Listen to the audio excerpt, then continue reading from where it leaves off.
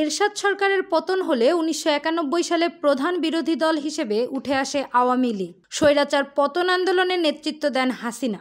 সেই সময় বাংলাদেশের প্রধানমন্ত্রী ছিলেন বেগম খালেদা জিয়া। 1996 সালে তত্ত্বাবধায়ক সরকারের রূপরেখা উল্লেখ করেন হাসিনা। 1996 সালে জাতীয় নির্বাচনে জয়লাভ করেন তিনি। 2001 সাল পর্যন্ত প্রধানমন্ত্রী পদে ছিলেন হাসিনা, তবে সেই বছর ভোটে হেরে যান তিনি।